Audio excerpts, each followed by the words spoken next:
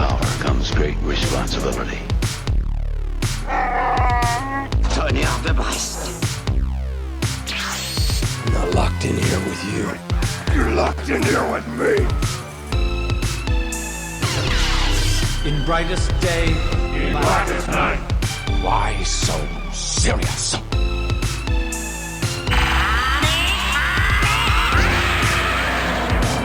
Avengers, assemble! Bonjour à toutes et tous et bienvenue dans la bande des comics, émission 69. Nous vous accueillons, j'étais sûr. Et je me demandais à quel niveau tu allais me faire. Oh ben là, Voilà, bah c'est direct. bien. Ok, bienvenue dans ce samedi 6 septembre. Bon courage pour la rentrée qui a dû se passer. Ouais. Bon, pour l'instant on enregistre, on n'y pense pas. On n'y pense pas. Soyons dans le déni. Exactement. Pour cette émission, on a un programme. Tout d'abord, on va faire une petite partie de chronique. Bien sûr. Ensuite, notre dossier de cette semaine, de ce mois-ci, sera le retour sur les adaptations de l'été en termes de comics ou manga. Mais bon, c'est quand même essentiellement du comics qu'on a pu voir, que ce soit en film, série ou animé. Et on fera une deuxième partie qui sera peut-être un peu plus sur les films, on verra. Et enfin, on finira sur un quiz pour rester dans les bonnes vieilles habitudes. Bah oui. Voilà, on peut profiter de la présence de Guillaume qui est resté avec nous pour l'enregistrement de cette seconde émission. Donc Guillaume Guèdre qui est venu nous voir pour ses brèves d'école qu'on a gardé, kidnappé pour la suite. Non, c'est qu'il a voulu. En fait, il a pas voulu partir. Ouais, c'est ça en fait le truc. Oui, parce que nous sommes en petit effectif, réduit. Annie n'est pas là, on pense à elle. Je vais vous présenter mes deux chers collègues qui m'accompagnent, un de chaque côté. Ah, t'es cerné là. Attention, ça va déconner. À ma gauche, il se gratouille le bras, il est prêt, il se mouille la nuque. C'est Rémi, vas-tu bien? Ah ben oui, toujours très heureux de vous retrouver. Ouais, tu es prêt à parler d'adaptation? Oh ben, il y a un an qui m'a fait, mais alors, j'avais des étoiles dans les yeux. Exactement. Préparez les sacs à vomi, hein. Ah là, je sens que tu vas être dur. Et de l'autre côté, derrière la vitre de la régie, est prêt à jouer du bouton. Oui. Ouais. Après une émission, je me suis pas planté du tout. C'est vrai, on n'a pas osé le dire. C'est la première fois depuis. On n'a pas envie de briser la malédiction en fait. Donc je vais en faire une cette fois-ci. Parce que je suis là, hein, c'est pour ça. Ah, peut-être. Tu montres le meilleur de toi-même. J'essaye. Ah, vous êtes beaux tous les deux. Donc Jay, ça va bien? Ça va bien, merci. Bon, très bien. Et toi RD, comment ça va? Oh bah jusqu'ici ça va, mais j'ai peur, j'avouerai que je sens qu'on va pas être tout à fait d'accord sur les adaptations de mais l'été, si. quel que soit Tant que vous pensez comme moi, on ça va... va, hein. Oui, bah on sait bien. C'est ton côté de droite. C'est ça. Ok, allez, une petite pause jingle et on attaque les chroniques. Tonnerre de Brest. Si je tenais l'auteur de ce manuel. Allez, pour une fois, c'est moi qui vais commencer. Très bien. J'avais envie de vous parler du comics Happy. Alors, vous avez sûrement vu l'adaptation qui a été faite sur Netflix en 2 saisons, sachant que c'est la première seulement qui reprenait l'adaptation du comics proprement dit. Donc c'est un comics qui a été fait par Morrison et Robertson. Bon, alors Grant Morrison, voilà, on connaît un petit peu bien sûr. un petit peu de nom, je sais pas. All-Star Superman. Voilà, l'asile Arkham aussi, hein, c'est lui qui a fait ça. Oui, sûrement, ouais. Il a fait les X-Men Final aussi. Crisis. Il a fait des X-Men, je crois. Il a fait du X-Men, un super run, New X-Men. On est sur du scénario. Sur un monsieur du scénario. Et au niveau du dessin, donc Darick Robertson, c'est Transmetropolitan et The Boys. Entre autres. Voilà. Donc on est sur ce qu'ils savent faire de mieux. C'est-à-dire un personnage au bord de la rupture sociale, mais aussi physique, j'ai envie de le dire, parce qu'il est très souvent mal en point. C'est un ancien flic qui a été viré pour une succession de problèmes et qui devient tueur à gages. C'est une bonne reconversion. Oui, parce que il sait faire. Oui. Voilà. Il y a déjà un savoir-faire. Dans la police. Exactement. Il est sur un meurtre un assassinat qu'il doit effectuer. Alors, je vous laisserai regarder l'assassinat proprement dit. C'est très bien rendu dans la série d'ailleurs. Ouais. On le voit, d'accord. On est quand même très, j'y reviendrai, mais on est très très fidèle sur la série a été très fidèle. C'est d'ailleurs pour ça qu'elle est, je pense, aussi bien marché et aussi bien choqué, même si le comics, comme d'habitude, est pire, plus noir, plus glauque, il y a une odeur difficile, voilà. Pour revenir donc à ça, il se retrouve à tuer quelqu'un et par conséquence, il finit avec la mafia russe aux fesses, les flics, et en plus de ça, il doit retrouver un Père Noël pervers, qui enlève des enfants, et voilà. Bon, je faisais un extra ce soir-là, donc c'est bon, pas de quoi faire. Exactement.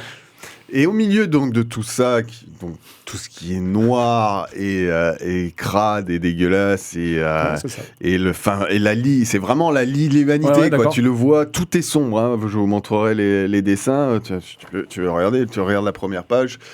C'est sous la neige. Tout est très très. Il y a un mec qui gère dès le départ. Quoi. Et voilà, c'est vraiment ce qui te fait de pire. Je trouve que Robertson là-dessus a un peu a bien fait dessiner de façon un peu comme son transmétropolitane. Voilà, ouais. pour faire les bas-fonds. Mais ça, c'est graphiquement, c'est ça. Très poisseux, c'est crade. Et apparaît donc un autre héros. D'un coup, une licorne bleue qui flotte devant lui. Alors, trip ou pas. Ouais. Ah oui, parce que tu sais jamais, quoi. On se pose la question. Et en fait, il se trouve que cette licorne est la peluche, l'ami imaginaire d'une petite fille qui vient de se faire enlever et qui vient chercher de l'aide auprès de notre héros. Voilà, donc on part sur cette idée-là. La peluche, Happy, donc c'est le nom de la peluche. D'accord, c'est pas le nom du héros. Non, c'est ce qui amène cette seule touche de lumière et de pop cartoon. Je laisse. Ah oui, parce qu'elle, du coup, est dessinée dans un style différent. Oui, on est vraiment... okay. C'est un personnage de cartoon, avec ses grands yeux, son petit sourire et ses deux petites dents. Donc on est sur un contraste perpétuel entre ce personnage qui est censé amener toute une bienveillance, etc., et l'univers crade de ça. Donc ça a été tiré en série, c'est disponible sur Netflix. Netflix, je d'accord. vais m'arrêter là, mais je vous le conseille vraiment beaucoup. Le comics en premier lieu et la série qui est très fidèle. C'est un one-shot, le comics. Ouais. C'est ça, 100 et quelques pages. D'accord. Oui, c'est assez court. Ouais, oui, c'est très court. C'est pour ça qu'il y a 2 saisons, mais il n'y a que la première qui reprend le comics. Qui veut enchaîner après un tel succès d'hésitation? Comme vous voulez. Guillaume, tu te lances dans cette opération? Exercice. Alors moi, t'as tout bien noté. Oui, j'ai bien travaillé. Il a fait ses devoirs. Allez, on t'écoute. C'est bien. Moi, je voulais parler de L'héritage fossile de Philippe Valette, donc, qui est édité chez Delcourt. En gros, le pitch, c'est un milliardaire philanthrope qui part avec 3 autres astronautes et des centaines d'embryons à bord d'un gigantesque vaisseau pour un voyage de colonisation qui est censé durer 20 000 ans. Mmh. Du coup, tout au long de l'histoire, on a, en gros, il y a un système de biostase, donc il se réveille tous les 25 ans, donc l'équipage, il se réveille pendant 5 jours tous les 25 ans pour gérer ce qu'il y a à gérer dans le... En fait, ils se réveillent tous les 25 ans pendant 20 000 ans pour faire le voyage, pour vérifier les batteries, la maintenance, quoi. Donc le voyage dure 20 000 ans, mais pour eux, ça va durer quand même, vu qu'ils se réveillent tous les 5 jours, tous les 25 ans, en gros, ils prennent 11 ans dans la tête, parce qu'ils se réveillent. Sauf qu'au bout du 8e réveil, donc de biostase, ils n'ont plus d'infos de la Terre. Ok. Donc au bout de 8 ans fois 25, ça fait au bout de 200 ans qu'ils ont quitté la Terre, logiquement, ils n'ont plus de nouvelles. Donc voilà, donc cette l'histoire traite de... en fait, on a deux histoires. On a l'histoire de l'équipage qui se réveille. En gros, c'est ça qui est intéressant, c'est qu'il y a l'histoire en parallèle de l'équipage donc, qui se réveille tous les 25 ans. Et qu'est-ce qui se passe ? En plus, il se passe des trucs au niveau de leur corps, parce que, mine de rien, ça fait faire 20 000 ans qui... Enfin, bon, le corps prend quelque chose. Et à côté, il y a l'histoire d'un père avec sa fille qui explore une planète. On ne sait pas trop qui ils sont. On comprend que c'est l'un des membres de l'équipage, mais enfin... Mais les deux histoires sont séparées. Les deux histoires sont séparées, D'accord. mais ça se rejoint à la fin. Oui, ça va se rejoindre. Donc, je voulais vous parler de ça aujourd'hui parce que, honnêtement, ça a été ma grosse claque BD de 2024 parce qu'il a été sorti en septembre. Grosse claque SF. Là, Phil Valette, on le connaissait plus dans le ton de l'humour parce qu'il avait déjà sorti. Il n'a pas fait un truc sur un disque dur, je crois. Il a sorti une BD qui s'appelle Jandou et le mystère de la disquette molle. Voilà. Ah, c'était Moll c'est Moll que j'ai retenu. Mais oui, mais j'ai plus de 40 ans, les gars. Qu'est-ce que vous voulez ? Et les raiders se déplacent. Donc, alors, le pitch, c'est le monde de l'entreprise. Jandou qui part dans les méandres de son entreprise. Je cherchais. Alors, je ne me rappelle plus trop de l'histoire, mais c'est plus voilà. Et il a aussi sorti George Clooney, donc c'est un super héros qui est un peu, qui ressemble un peu à Flash avec un costume rouge. Et donc on le connaissait sur le ton de l'humour, et là il sort ça qui est une histoire assez sérieuse, très SF, et même graphiquement, donc le scénario tient la route. Moi franchement à la fin, le plot twist à la fin, j'ai la bouche la mâchoire qui est tombée. Et même au niveau du graphisme, donc, il arrive à mélanger donc, des dessins 2D avec des décors, comme c'est un animateur 3D. Il fait des décors en 3D. Donc, pour de la SF, je trouve que ça marche très très bien. Donc, il y a les décors de l'intérieur du vaisseau, il y a la planète. Et là, honnêtement... moi qui le connaissais dans le thème de l'humour, là, il m'a bluffé à tout point de vue, quoi, en termes graphiques, en termes de scénario. Donc c'est un beau bébé de près de 300 pages, mais ça se lit très très bien. Moi, à la fin, j'en suis assez scotché. Et voilà, en gros... Et le format carré est bien, je trouve. Je trouve que ça rappelle un petit peu le format Black Label de Urban. Et je trouve que ces formats carrés, je trouve, se prêtent bien à la lecture. J'aime beaucoup, moi. Ouais. C'est la première fois que je vois carré comme ça. Ok. Eh bien, écoute, Antor, merci. On laissera les liens pour que nos auditeurs aillent voir ça. Jay ou Rémi ? Je sais pas, comme tu vas. Allez, vas-y. j'attaque. Allez, Le meilleur pour la fin. du Mike. Le meilleur, je sais pas. Moi, je vais vous parler de Fantastic Four, une solution pour tout. Alors, notamment que j'ai relu en vue du film qui est sorti cet été, qui est donc en deluxe, et c'est le premier tome d'un diptyque, donc écrit par Jonathan Hickman, qu'on connaît notamment pour l'univers mutant de Krakoa, les Avengers, etc., qui bosse actuellement beaucoup pour Marvel, et Dale Eaglesham au dessin, que j'ai déjà vu sur Shazam Rebirth notamment. Ouais, d'accord. Donc pour sortir déjà directement le dessin, pour le coup, on a un dessin qui est beaucoup moins cartoony que ce qu'on a l'habitude de voir sur les 4 Fantastiques, notamment sur le run de Mark Waid, où on avait des personnages qui étaient assez caricaturaux. Voilà. Alors qu'ici, on va avoir quand même des dessins très très chouettes. C'est vraiment très beau. Il fait des visages notamment. Enfin, il y a un gros travail sur les décors, sur tout ce qu'il met en place derrière. Donc une fois sorti ce côté-là, je vais vous parler du scénar surtout parce que c'est ça qui est exceptionnel dans ce bouquin. Pour moi, c'est ce que j'ai lu de mieux sur la première famille Marvel.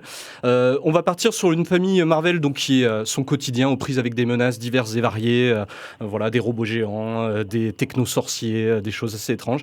Et Reed Richards, là-dessus, donc un des 4 Fantastiques, va se mettre en tête de trouver une solution pour tout, comme l'indique le nom du bouquin, c'est-à-dire une solution à la guerre, la famine, la pauvreté, etc. Et pour solutionner tout ça, comme c'est une très grosse tête, c'est vraiment un génie scientifique, eh ben, il va ouvrir une porte dimensionnelle et il va se retrouver en fait avec tous ces variants du multivers, donc ce qu'on va appeler le Conseil des Rides. Et pour le coup, voilà, c'est là-dedans que le Conseil des Rides a été inventé, que je pensais voir dans le film et qu'on n'a pas eu. On l'aura peut-être pour une suite. Pas de spoil. Voilà, donc lui, il est très très fort, Hickman, pour les concepts, d'une manière générale. Mais malgré tout, dans celui-ci, il va également beaucoup développer la famille et les liens familiaux notamment, et notamment le rôle de Reed Richards en tant que père de famille, notamment avec ses enfants Franklin et Valeria. Et la Fondation du Futur, voilà, tout un tas de concepts, effectivement, qui sont très repris ensuite dans les 4 Fantastiques.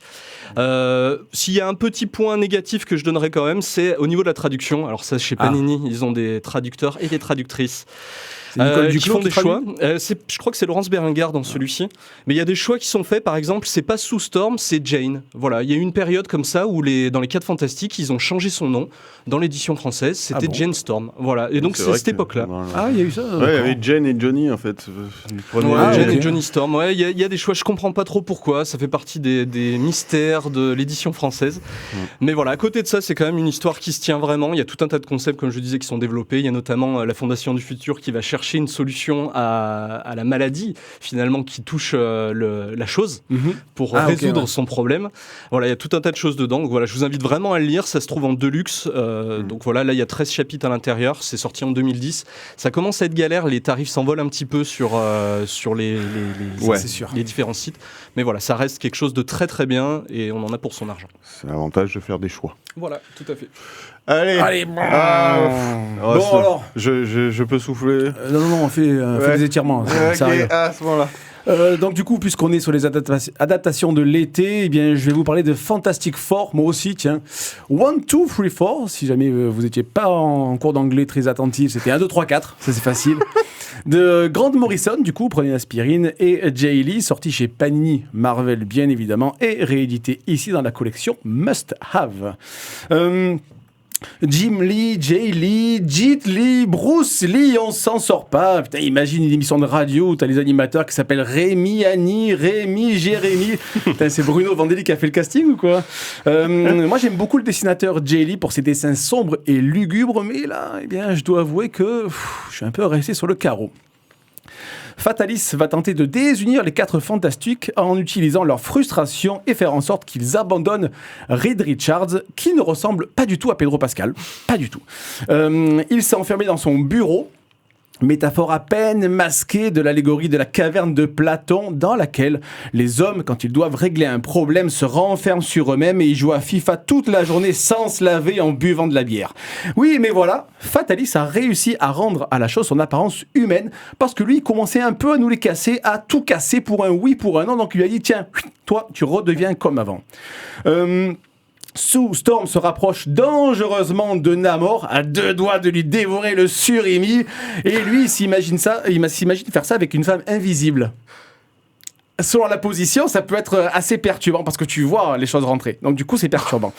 Et Johnny Storm, allumez le feu. Vous avez vu un peu l'imitation de Johnny, c'est pas mal quand même. Il enchaîne les conquêtes. Il se souvient même plus de leur prénom. Il roule comme un timbré dans sa bagnole. Ça me rappelle la fac. Heureusement, Reed Richards, qui ne ressemble toujours pas à Pedro Pascal, toujours pas, on se demande pourquoi ils sont allés les chercher lui, finit par trouver la solution. L'intellect prime sur les muscles et tout est bien qui finit bien dans la famille dysfonctionnelle de Marvel. Moi, j'avais l'édition des 20 ans de Panini, je sais pas si vous vous souvenez, avec une couverture de Denis Bajram, où en fait, il y a Fatalis qui tient Reed Richards qui est un peu étalé, qui ne ressemble décidément pas à Pedro Pascal. Distendu, c'est ça, ben oui. Hein. Mais quand tu vois les prix sur Vinted, t'as l'impression que le mec, il te vend un exemplaire de la Bible dédicacée par Jésus lui-même. Donc les gars, faut un peu ralentir quand même sur la... Je sais pas ce que vous prenez, mais ralentissez. Attention, c'est un comics exigeant qui conviendra à des lecteurs qui aiment lire des histoires un peu perchées, qui aiment ce que les autres ne comprennent même pas, ou qui s'extasient sur un fichier Excel à entrées multiples. Hein, Jérémy? Et en plus, j'avais noté un Jérémy, donc c'est que je savais à qui je parlais. Hein. Tu vois? Ne prenez en aucun cas ce Fantastic Four 1, 2, 3, 4 pour une porte d'entrée, vous risqueriez de la prendre en pleine gueule. Oh, c'est joli. Pas mal. C'est Bravo. bien, ma caméra a sauté, donc du coup on voit pas ma tête. On peut pas voir ta pendant tête, ça, tes c'est trucs, tellement dommage. Oh, mais je rajouterai, voilà, mais tu un feras dessin. des, tu Ah, mettras l'IA, des un dessins. dessin, tu sais, choqué. Dans le style de ok, Guillaume ok. Guèdre. Voilà. Ah, Mais je lui ai demandé de faire un inédit. c'est ça. Mais elle était très bien. T'as vu, elle était bien. Ouais, je valide. C'était très bien. À part le coup du surimique, bon. Attends, Ah, on va juste couper le micro. Ah oui, petit problème Voilà, c'est bon, technique. j'ai coupé. Oui, ma surimi, c'est petit. Alors, un rouleau de printemps, si tu veux, mais ça reste dans Ouais, l'idée. C'est pas d'accord. dans la mer. quoi. Après, on voit pas cette partie de l'anatomie du prince d'un mort, on voit pas. Hein. On voit que les petites ailes Ouais, sur les, ouais, sur les ouais, chevilles. Après, s'il a des petites ailes, c'est que forcément, il a une petite. Mais vous avez fini tous les Je deux. sais pas. Hein. T'as vu un peu Vous avez vraiment besoin d'une présence féminine. Hein. Oui, pour les non, tempérer non, un mais peu, c'est ouais. c'est pas facile, c'est pas facile. Hein. Man, you come right out of a comic book. Je crois que c'est Et fini. t'y crois que soit ça coupe trop court et nous regarde en... Eh oui. Allez, enchaîne. Bah, toi. Voilà. Donc vous êtes de retour dans la bande des comics sur Radioactive. Nous sommes en compagnie de Guillaume Guèdre qui nous fait le plaisir d'être resté avec nous pour cette émission et nous allons passer à notre dossier, donc un retour sur les adaptations de l'été. Il y en a. On en a eu pas mal. Bon, on a parlé des films, Superman de James Gunn, Fantastic Four, les First Steps. On a eu les séries, le Iron Heart, le Sandman et on a eu aussi en film The Old Guard dont tu nous as parlé. Pas encore, c'était l'autre. Oh là là, ça va pas mieux, moi. Arrêtez de me mettre des bouquins devant, là, moi je suis perdu. Il je est suis attiré perdu. après. Exactement. Et tu nous as mis aussi en série animée, j'ai vu, Eyes of Wakanda, Oui, exact. Kaiju numéro 8 qui est revenu, Dan, voilà. Il y a plusieurs ressorties des saisons qui sont sorties. Qui veut commencer en nous parlant de quoi ? Bonne question. Alors, on va avoir un gros morceau sur les films, je pense. Alors, est-ce Ouais. qu'on se le garde pour la deuxième partie et... Ouais. Ouais. Et comme ça, on Allez. attaque tranquillement par les autres. Alors, pour le coup, il y a The Old Guard dans les films qui sont sortis donc, sur les plateformes, sur Netflix, si je dis pas de bêtises. C'est ça. Toi, tu l'as vu. Est-ce que tu veux nous en parler à la limite ? Ça permet de commencer. Mais on n'a pas dit tranquillement. qu'on faisait les films. Alors, ouais, les films Ouais, cinéma, pardon. ouais. Oh, Ah, il y en a qui- Ah, heureusement, il y en a un oui. qui suit. Quoi. Oui, c'est vrai, bien joué. Ouais. Bon, mais comme il va y avoir un gros morceau Superman Fantastic Four, je pense qu'il faut qu'on ait un peu de place dessus. C'est ça. Oui, donc je vais vous parler de The Old Guard, dont le deuxième film est sorti sur Netflix cet été. J'attaque par les livres ou par les films Comme tu veux. Non, mais par le alors, à la film, base- si tu veux. Parle par le film. Commence par le Par film. le film. Alors par le film, donc le premier film a été réalisé par Gina Prince Bythewood en 2020. The Old Guard, c'est l'histoire de 4 mercenaires immortels, dont la chef c'est Andromaque de Séti qui est joué par Charlize Theron. Ça aborde la thématique de, en gros, à un moment donné, que quelqu'un meurt et en fait il se réveille et il peut pas mourir. Donc ils sont très peu sur Terre, ils sont une poignée et ils se font rechercher par les autres et en gros ils essayent de vivre et de survivre. Sauf que ce qui est moins abordé dans le film, mais plus dans les livres, c'est le côté. En gros, Andromaque, elle a 6000 ans. C'est toujours plus facile de se cacher quand on est en moins 2000 avant Jésus-Christ que maintenant, plus on est en compliqué, 2025. Avec, en gros, souvent, c'est un truc qui est redondant dans le comic, c'est le monde devient petit pour eux. D'ailleurs, c'est un peu abordé dans le film. Elle se fait prendre en photo de façon inopinée parce que deux nanas veulent se prendre en selfie et elle arrive à couper la photo. Parce qu'en gros, Elle veut pas apparaître, ouais. Elle veut pas apparaître. Ouais, Ils veulent se cacher dans le monde parce qu'ils sont immortels et donc forcément ça peut amener à poser des questions. poser des questions et même plus. Donc c'est ce que aborde le premier film. Et le livre est assez proche du film. Il y a beaucoup de scènes qui sont vraiment équivalentes. C'est qu'en gros, il y a un milliardaire qui veut les attraper et pour trouver quel est le gène, le pourquoi du comment ils sont immortels et pouvoir le réutiliser. Et je crois qu'ils savent pas comment ça s'arrête, c'est ça ? Non, Ils savent pas, mais... En gros, je sais plus. en fait, ils vivent, ils ont leur temps de vie. Alors, ça peut être 200 ans, 1000 ans, 5000 ans. Et puis, il y en a, ils meurent. Et on ne sait pas pourquoi. D'accord, ouais. C'est ce que je me souvenais du film, ouais. Donc, en gros, c'est ce qu'ils disent dans le livre, c'est qu'ils ne sont pas immortels, c'est qu'ils meurent, sauf que leur temps n'est pas arrivé. Quoi. D'accord. Et donc le film est assez sympa, assez proche du tome 1 du comics. Donc le comics qui a été donc dessiné par, je vais vous dire ça. Donc au scénario, on a Greg Rucka et au dessin Leandro Fernandez. Greg Rucka quand même. Oui. Et par contre, donc le deuxième film qui est sorti donc cet été s'éloigne assez du tome 2. Où donc on retrouve Charlize Theron et les 3 autres immortels et on a d'autres protagonistes, notamment Uma Thurman qui joue la grande méchante, qui est apparemment la première immortelle, qui est encore plus vieille que Andromaque, qui s'appelle Andy dans le film, qui a plus de 6000 ans. Et qui en veut du mal aux immortels et on ne sait pas trop pourquoi. Donc là, autant pour le premier film, c'est assez fidèle, autant pour le 2, ils ont pris donc la réalisatrice du deuxième film, Victoria Mahoney, c'est un peu éloigné du sujet. Par rapport aux comics. Et ce qui est intéressant dans le comics, donc dans le tome 2, c'est qu'on en sait un peu plus sur l'histoire d'Andromaque. Donc en 6000 ans, il s'en passe des choses. Ah oui, tu m'étonnes. Mais qu'en même temps, il y a le côté dépressif elle en a marre. Elle peut pas mourir, elle a vécu des millions de vies, elle a vu ses proches mourir, parce qu'en gros... elle tombe amoureuse, enfin, elle peut avoir des histoires d'amour, des histoires des amis, mais sauf que c'est un peu comme dans le style Highlander à l'époque. Les thèmes qui étaient abordés, c'est qu'est-ce que c'est une vie quand on vit 6000 ans et qu'on voit tous ses proches mourir, qu'on peut pas s'attacher. Et c'est pour ça que MacLeod refusait d'avoir des histoires sérieuses, des connaissances, etc. Donc, c'est toujours le questionnement. Et que du coup, ce petit groupe d'immortels, vu qu'ils vivent la même chose, ils peuvent pas mourir, c'est pour ça qu'ils se regroupent et ils vivent ensemble. Et donc, comme ce sont des mercenaires, souvent ils viennent ça a été des guerriers, des mercenaires, des croisés. Là, la dernière en date, c'était une marine qui a été tuée en Afghanistan. Enfin, donc, bizarrement, ils viennent tous du milieu du combat, de la guerre. Donc, et donc, ils réutilisent leurs compétences en formant ce petit groupe de mercenaires, aidés par un ancien agent du FBI qui les aide à rester anonymes dans ce monde moderne qui effectivement devient de plus en plus petit. Ok. Vous l'avez vu les autres? Moi j'avais vu le premier et j'avais bien aimé. J'ai pas du tout lu le comics. Je savais à peu près de quoi ça parlait. Mais premier film sympa. Très sympa. Ouais, c'est un bon film fun, d'action, etc. Vraiment, le deuxième est différent, comme tu dis, ça s'éloigne d'une trame qu'on voit qui était déjà tracée dans le premier. On est plus sur on apprend aussi qu'il n'y a pas de la vacuité de tout ce qu'ils faisaient, de toutes leurs actions jusqu'à maintenant. Voilà, au début, ils se posaient la question de savoir ce qu'il en était. Bref. Moi, après, sur les séries, pas vu, donc je me réserve pour les films. Ouais, en série... T'as pas vu Ironheart, toi? J'ai tenu un demi-épisode.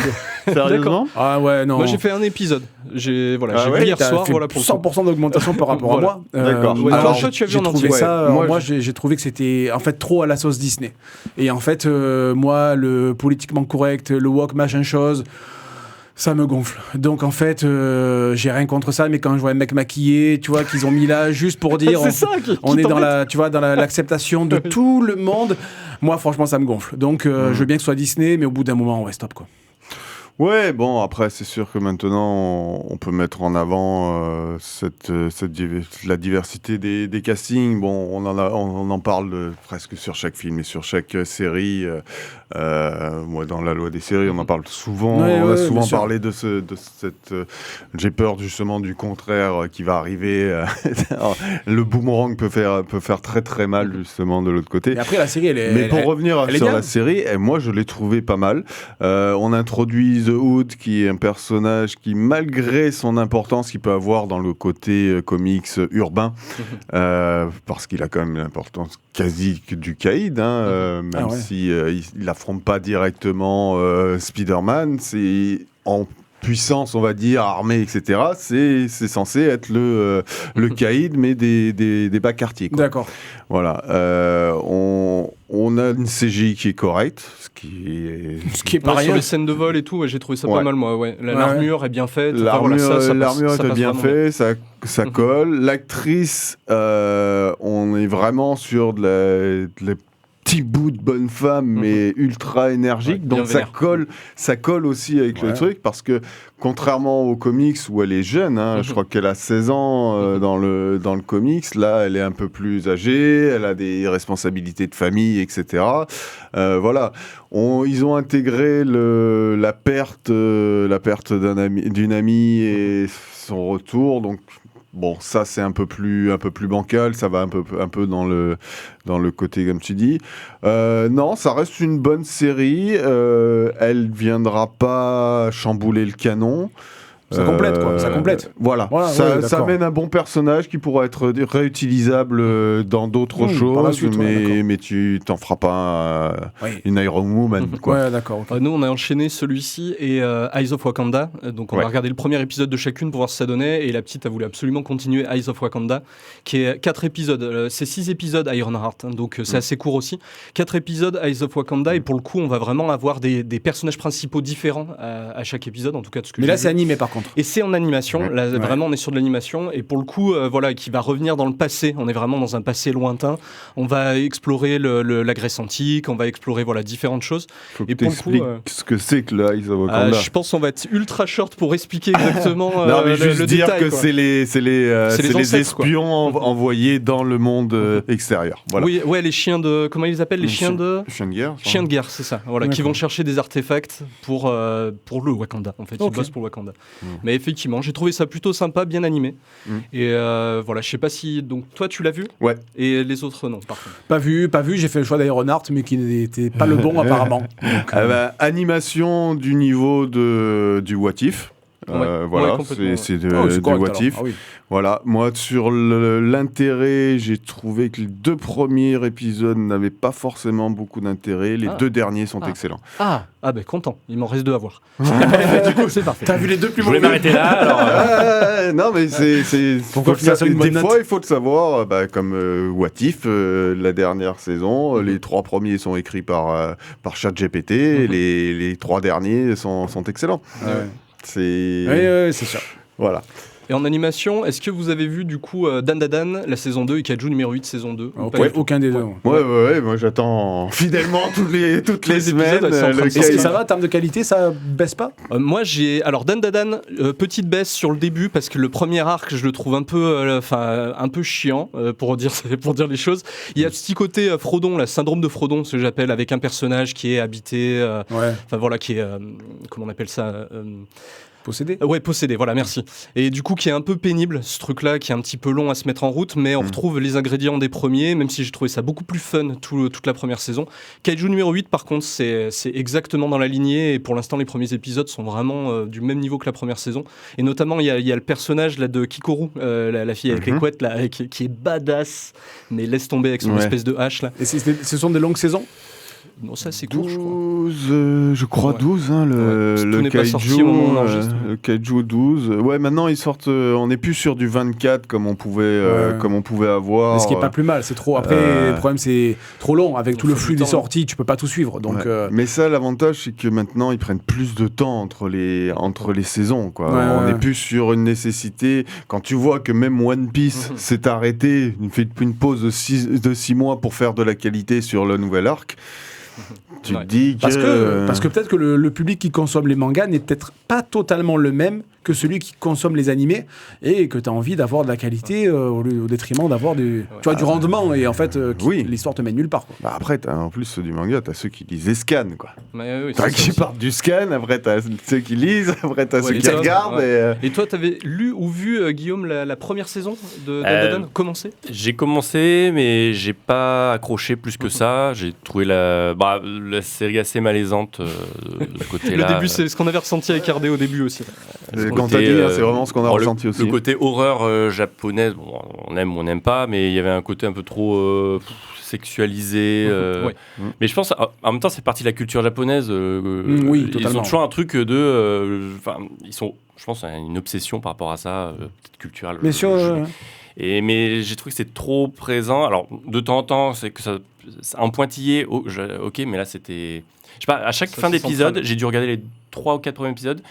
Je me sentais gêné à la fin de l'épisode et je me disais, mais je sais pas, j'ai envie de continuer ou pas. Il faut continuer parce que, comme on te l'a dit avec Jay, passer ce cap-là parce que, voilà, une fois qu'ils ont leur pouvoir et qu'ils sont posés, il n'y a plus ce problème-là. Mais c'est vrai que l'apparition de ces deux pouvoirs s'associe à quelque chose de très malaisant. Après, c'est peut-être une volonté de l'auteur c'est créer pour le un malaise. public d'un certain âge, c'est pas pour les jeunes, pour les tout petits. Là, il y avait quand même un côté un peu racolage, je trouve, sur les deux premiers. Oui. Qui ont amené ça, tu le ressens aussi, mais c'est une série qui doit quand même être passer le cap, quoi. D'accord. Le manga est mieux ? J'ai lu que le tout début, moi, pour le coup, et j'ai arrêté de lire, justement, parce que le manga, il allait trop dans ce côté malaisant et le côté bondage du tout début, là, avec l'enlèvement par les extraterrestres. Ouais. Mais après, la série, elle prend vraiment une autre direction, et ça peut même être super touchant. Hein. Moi, j'ai même eu ma larme, je crois, sur l'épisode 4 ou 5. C'est émotif, hein, c'est un grand sensible. Rire ou pleurer, quoi. D'accord, ok. Non, il y a une évolution, et le kaiju, il reste fidèle ou pas? Parce que ça, c'est toi qui le lis. Et c'est fini d'ailleurs en manga. Le manga est enfin terminé, ça y est, donc ça va être assez court. Combien de tomes 14 ou 15, je crois. Oui, c'est court. Voilà, il y a le 14 qui est sorti il y a pas longtemps. Et franchement, ça reste assez fidèle. Alors après, maintenant, je commence à tout mélanger. C'est un peu le problème comme Invincible. Hein. Quand je lisais le comics et que je vais avancer sur la série, en plus, il mélange les différentes époques, les personnages. Donc je sais plus ce que j'ai lu. Je dis, mais ça, je l'ai vu. Mais ça non. Enfin, bon, c'est assez compliqué de s'y retrouver quand on fait les deux en même temps. Bien sûr. Faut faire un choix, je pense. Man, you come right out of a comic book. Là, il n'y a pas de petit son qui vient à la fin. Je l'attendais. C'est lui qui fait le son. Vous êtes de retour dans la bande des comics. Nous sommes dans l'émission 69 et nous parlons des adaptations qu'il y a eu l'été. Donc, on a fait un peu les séries live, les séries animées. On va s'attaquer un peu au gros morceau. C'est-à-dire, donc, les deux grosses adaptations qu'on a eues cet été. S'entend par là le Superman de James Gunn et le 4 Fantastic First Steps. On va essayer au maximum de réduire les spoils. Si on en fait, on vous préviendra. Surtout sur le Fantastic Four, vu que c'est le dernier sorti. Donc, est-ce qu'on commence par l'avis tranché de Rémi et on avise au fur et à mesure autour? Je pense qu'on va passer par sur là. Superman ou sur les Fantastic Four? Superman. On commence par Superman. Allez, 9 juillet. Superman. Extrêmement déçu, mais du coup, en fait, sans surprise, parce que c'était aussi mauvais que ce que le montraient les extraits. Donc là, au moins, il n'y a pas de surprise. Je trouve, alors déjà, si vous avez aimé Man of Steel, vous serez forcément déçu par ce Superman qui inaugure donc l'ouverture du DCEU de James Gunn, et je trouve que c'est raté. Alors, comme je le dis, ce n'est pas une daube, mais c'est médiocre. Et en fait, à chaque fois, je suis obligé de faire la comparaison avec Man of Steel, là où Man of Steel avait de la profondeur dans le personnage, où il réinventait le personnage, il nous apportait une photographie qui était fabuleuse. Snyder avait l'intelligence, note bien James Gunn, intelligence, note-le quelque part, en fait, de supprimer ce qui était un peu daté, tu vois, du personnage, et de le moderniser. James Gunn, en fait, il a pris le Superman de Christopher Reeves, et en fait, il a fait F5, il a fait actualiser, et il a cru que ça allait marcher. Et pour moi, ça ne marche pas, parce qu'il n'y a aucune profondeur dans ce... C'est un film qui bouge beaucoup, en fait, mais qui ne t'apporte rien. Le mec, en 4 lignes dès le départ, il t'a résumé tout l'univers. Alors, il y a 300 ans, il s'est passé ça, il y a 30 ans, il s'est passé ça, donc... Si tu sais pas qui sont les Green Lantern, t'es totalement perdu, parce qu'en plus, il ne va pas utiliser le plus connu, il va utiliser Guy Gardner, qui est assez particulier. Hawkgirl, si tu ne sais pas qui c'est, t'es paumé totalement. Il y a plein de concepts comme ça qui ne sont pas expliqués. Moi, ce chien, le jour où on peut légaliser l'euthanasie sur les animaux, je vote pour, parce que lui... Alors, je n'aurais pas la force physique, n'est-ce pas? Mais vraiment, il m'est paru insupportable. Et je trouve que, en plus, là où je dis pas que c'est mauvais, c'est qu'en fait, pour moi, il a calqué l'humour de la Suicide Squad qui était excellente. et l'humour des Gardiens de la Galaxie sur l'univers de Superman, et ce n'est absolument pas ce que je voulais voir de la part de James Gunn. En fait, le problème, c'est que c'est comme un acteur qui joue tout le temps le même rôle. Voilà, si t'as Louis de Funès qui fait il faut sauver le soldat Ryan, tu vois que ça colle pas. Là, c'est pareil. Tu vois, je trouve ça d'une étroitesse d'esprit de pas se dire, alors c'est Superman, du coup, on peut garder de l'humour, on peut garder tout ce qu'on veut, mais je trouve que c'est raté et c'est tellement dommage. Très bien. Qui veut... Je peux. Vas-y. Alors, bien évidemment, j'ai l'avis complètement opposé. Ah bon ? Ça Oui. existe ? Oui, ça existe. Bon, mais tu t'en doutais un petit peu déjà quand on en avait discuté sur le trailer. Pour le coup, moi, je pense que la proposition, justement, elle change un petit peu. Il nous a proposé quelque chose de neuf et qui se base sur le Superman basique, effectivement, Oui, de 1938. Et pour le coup... La profondeur, moi je la vois, notamment dans le jeu d'acteur, ce qu'on peut avoir avec David Corenswet, notamment donc le rôle titre, avec Rachel Brosnan qui joue Lois. Il y a notamment un dialogue qui dure quasiment un quart d'heure, 20 minutes au début du film en fait, qui est super bien senti. On va avoir vraiment un Superman qui va être pétri de doutes. En fait, comme le disait le commis des comics dans sa review, il disait c'est un film qui est plus axé sur le man que sur le super. Et dans ce sens-là, moi je l'entends vraiment. Et notamment, on va avoir un propos sur l'ingérence, sur le fait que les super-héros aillent mettre leur grain de sel un petit peu partout, chose qu'on n'avait pas tellement finalement dans les films de super-héros jusque-là. Après, je peux comprendre. Non, Jay, là, je peux pas te laisser dire ça. Tu l'as dans les Sokovie. Avengers, voilà, Sokovie, la Sokovie, dans Man of Steel, tu l'as, bien sûr. Mais il n'y avait non. pas tellement ce questionnement. Enfin, je le retrouvais quand même beaucoup moins. Tu vois, là, c'est vraiment assez frontal la façon dont ils le présentent. Ils le disent clairement. Et d'ailleurs, Lois Lane, enfin voilà, elle est clairement en opposition avec Superman là-dessus. Après, je peux comprendre qu'il tranche. Hein. C'est un film qui a énormément, qui a scindé en deux les fans de comics notamment, qui a énormément divisé. D'ailleurs, il y a la Réu d'écran large qui a fait une review dessus et qui disent pourquoi le film Superman rend les internets fous, et qui est super intéressante. Je vous invite vraiment à aller regarder parce que du coup ça explique pas mal de choses par rapport à notre ressenti, et je peux comprendre que le côté lumineux, très très clair, voilà ce qu'a proposé James Gunn pour le coup, qui est à l'opposé complet de Man of Steel qui était pour le coup assez sombre. Ça, il faut arrêter de sortir de ouais. Marvel, c'est les lumineux, et DC c'est sombre. Ça, je suis d'accord. Ça, il faut arrêter ça. Mais je peux entendre qu'on n'apprécie pas ce côté lumineux à outrance comme il l'a proposé là. Je sais pas, RD. Alors, moi, comme j'ai dit pour résumer en off, le spécialiste comics a été déçu. Le grand enfant a kiffé. Voilà. Moi, l'idée qu'a voulu donner Gunn sur ce film, comme tu dis, plus man que super. Si tu regardes tout ce qui est en rapport avec le côté alien, est battu en brèche. Les parents, les Jor-El, c'est plus l'icône c'est. On voit après.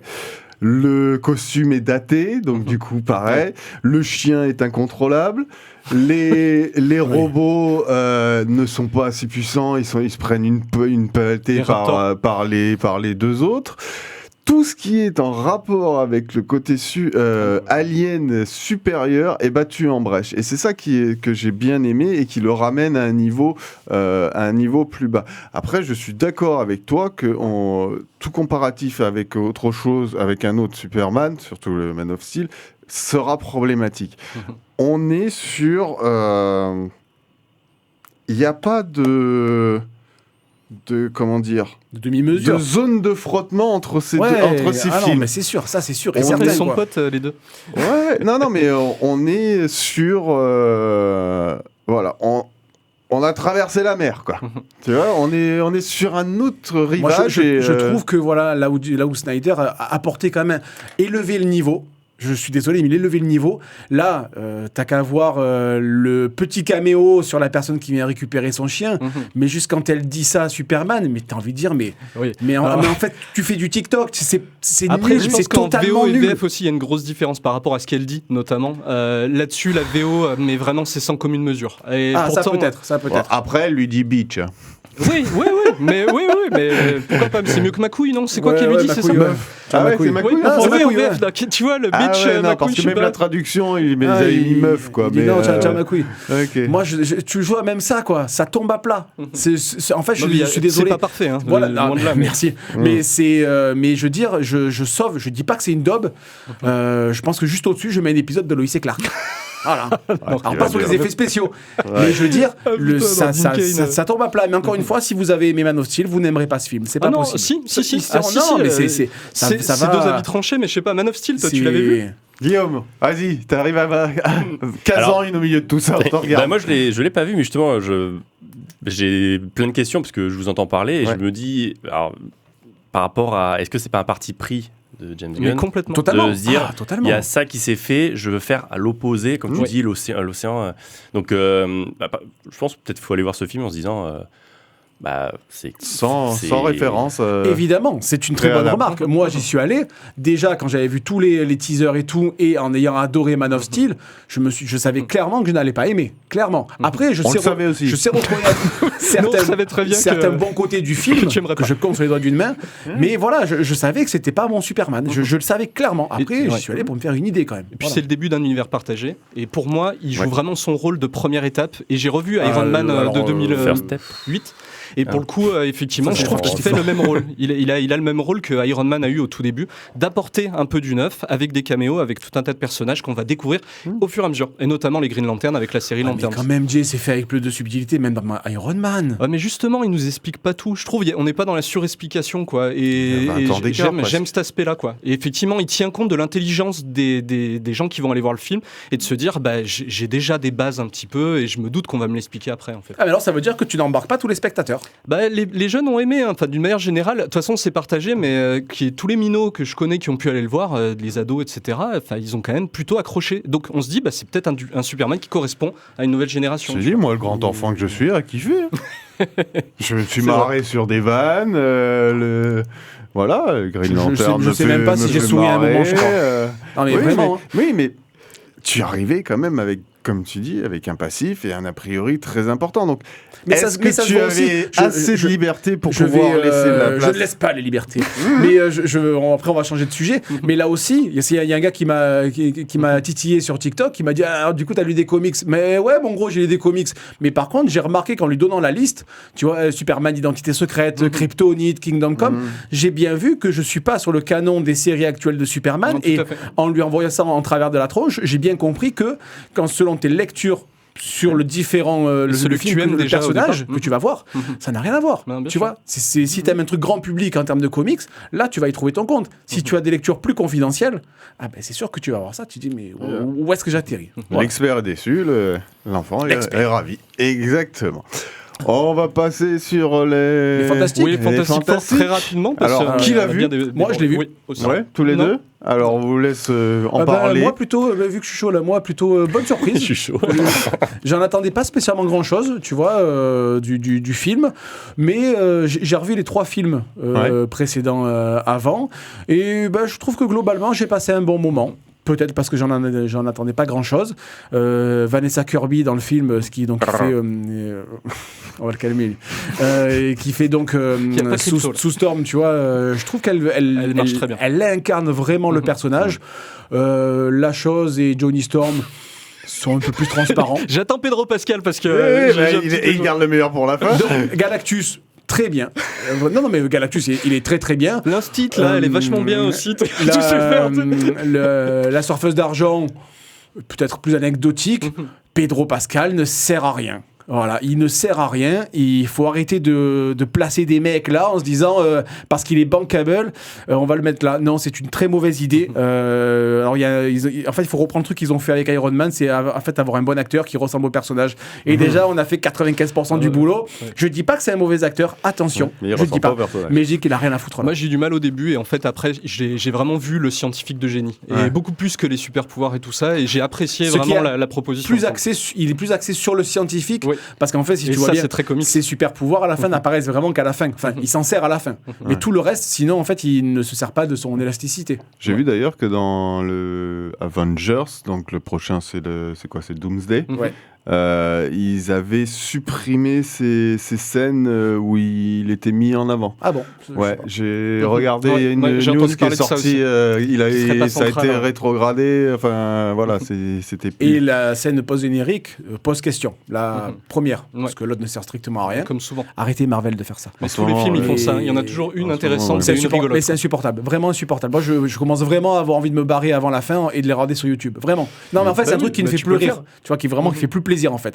Tu drapes, tu te braques 5 minutes de générique de fin pour à la fin avoir un mec, tu sais, comme Doctor Strange 2, quoi. Il parle d'une pizza. Arrête. Arrête. Fais-moi une scène qui veut dire quelque chose et l'autre, tu la laisses tomber. Vraiment, tu la fous dans le DVD, dans le Même, Blu-ray, celle, celle où on a attendu, où c'est Captain America qui vient te dire, qui va t'apprendre sur la patience. C'était Ouais, dans non. lequel celui-là? Non, C'était plus drôle. Ouais, Soldat de l'hiver? pas sûr, je sais pas. Mais bon, Hein plus drôle, faut arrêter. Ok. Ok. On a est bon? largement dépassé. Ouais, largement. Un bon petit quiz courage pour à terminer, celui alors. qui, Un petit quiz très qui fait. rapide. Allez, un petit quiz avec le jingle. Une énigme pour Batman. La résoudras-tu? Alors, du coup, j'ai remplacé au pied levé Annie Ouais. pour faire ce petit Oh, là, quiz. j'ai perdu tout le monde. Quelle là. souplesse. Et donc, oui, moi, Sur la vidéo, le ouais. téléphone est en carafe. Ah, Voilà, pareil, complet. désolé, Moi aussi. Voilà. Guillaume. Bon, Donc, Moi, il vous me allez reste faire avec, 15%. vous serez le visage de la franchise. Voilà. Nous deux. Alors, j'ai pioché un petit peu dans tous les restes de mes précédents quiz pour Allez. vous en poser un. Donc, ça va être un petit peu décousu. On s'en fiche un peu. Oui, Voilà, c'est le dit de oui, finir bon, par. C'est toi qui, Voilà. tu mettre du temps. Exactement. Donc, première question. On va partir sur une question BD franco-belge. Dans Les bijoux de la Castafiore, de quel instrument joue Igor Wagner? Du piano. Du piano, tout à fait. Bien joué. D'où le nom. Rémi qui commence. Igor Wagner, ouais, en plus il y avait un lien. On va rester dans la musique. Quelle est l'origine du nom du manga Beck? Le La chanteur. guitare. Le chanteur, tout à fait. Ah, ouais. Et ouais, le chanteur Beck, tout à fait. Michael Beck. Jeff Beck, d'ailleurs. Quel est le nom du morceau écouté par Star-Lord? Je vous l'ai déjà passé plein de fois. Ah. Dans son Walkman, dans la scène d'ouverture des Gardiens de la Galaxie. Ouais. Le nom ou l'artiste? Ah, c'est merde. Bon, il me le chante, mais... Ouais, alors, j'ai pas le nom. Ah, Il y a Bones quelque chose, non? Oui, Ah. oui, allez, c'est pour toi, Allez. c'est pour toi. Allez, voilà, c'est Redbone. Redbone. Exactement, et le morceau c'est Come and Get Your Love. J'aurais pas sorti le nom. Ah du ouais, groupe, non, comme. Non. Quel pouvoir a la boîte à musique dans Lock and Key? Pour ceux qui ont vu la série, Je ou l'ai qui ont- vu, mais alors. Faire se rappeler Ou des qui ont lu. souvenirs. Non. La boîte à musique, qu'est-ce qu'elle fait quand on déclenche la boîte à musique, qu'on met la clé dans la boîte à musique? Faire rappeler des souvenirs. Ils deviennent Non. fantômes, non? Non, c'est pas celui-ci. Ah non, ça c'est la. Elle a effectivement une action sur quelqu'un. Tu rentres dans son esprit. Il fait danser quelqu'un. Non, pas loin, pas loin. Tu prends le Hein contrôle. On prend le contrôle, tout à fait. Bon, il y a une petite passe D, donc je fais un 0,5. Allez, un pour moi. 0,5, Ouais. allez. On Bon, prend c'est le bonne guerre. contrôle n'importe qui dans son entourage pour la personne qui tourne la clé à l'intérieur de la boîte à musique. Quel est le métier de Mal Duncan dans les Titans? Les Titans.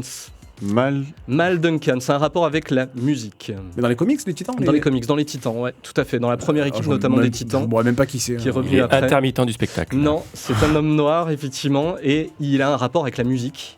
DJ. Je vois Non. pas lequel est. déjà. Non, Vous voyez pas Dans la musique, je sais pas, il est musicien. il est musicien et il fait de la musique, du coup, pour certains, dans un certain domaine. Il est ingé son, il est. Non. On n'est pas loin. Guitariste, je sais pas. Non. Il joue d'un instrument. Il fait de la publicité. Il fait pas de la pub, il fait des musiques de films. Compositeur de musique de Ah. film. Oh, C'est pas grave, là. c'est Question un de petit peu niche. dur. C'était Oui, précis, question de niche. Ah bah oui, Ah, attends. et il la le faut. niche est tombée sur le chien. Hein. Quel est le personnage avec une crête dans Across the Spider-Verse? Bah, Spider-Man 2099. Punk, c'est Ah non, non, c'est c'est Spider-Punk. Spider-Punk, tout à fait. Hobart Brown. On va changer complètement de domaine pour le coup. Quel est le nom civil de l'épouvantail chez DC? Jonathan Crane. Jonathan Crane, bien vu. Quel est le nom civil de Poison Ivy? Oh Elle courait pas sur la plage avec un maillot rouge, mais ça commence pareil. Pamela, quelque chose. Ouais. Ah, ça m'agace. Ouais, moi Je- aussi. Evergreen, non, c'est pas une Non, Evergreen, non, elle. non, non. Non, ça c'est le manga, c'est dans le Je sais manga. pas, je pourrais pas le Pam donner. Grier? Non, ça c'est Pamela. l'actrice. Pamela Hailey. Il est pas, moi. Isley. Ah, il est pas du tout. Ah, il est pas du tout, Ah, il est là. pas du tout. Allez, une petite Ah, il dernière est dans pour les la choux. route. Ouais. On va prendre celle-ci. Quel personnage Marvel atteint d'un trouble dissociatif de l'identité Légion. coexiste mentalement avec 3 autres personnes? Moon Knight. C'est Moon Knight. Ouais, C'est Moon Knight. Et c'est Rémi qui l'emporte sur ce la main. mini-quiz qui était très comique. Talent. Eh ben écoutez les gars, on y est, on va finir vite parce on a dépassé. Pour rendre Merci à tous. Merci à Vous tous, pouvez merci Guillaume. Nous Merci. retrouver sur les plateformes, sur le site radio-actif.net et 1er et 4e samedi du mois de 11h à Et midi. lisez Bref d'école. Exactement. Merci Guillaume d'être venu. Merci pour votre invitation. Et on attend la prochaine. Ta prochaine. On suit ça, ton on suit ça prochain de près. briefing. Tu trouveras ce que tu feras. Maintenant qu'il y a mais, l'équipe qui a du on est là. pourcentage, on va suivre ça. Exactement. Merci à toutes et tous et passez une bonne fin de week-end. Ciao. À bientôt. Ciao.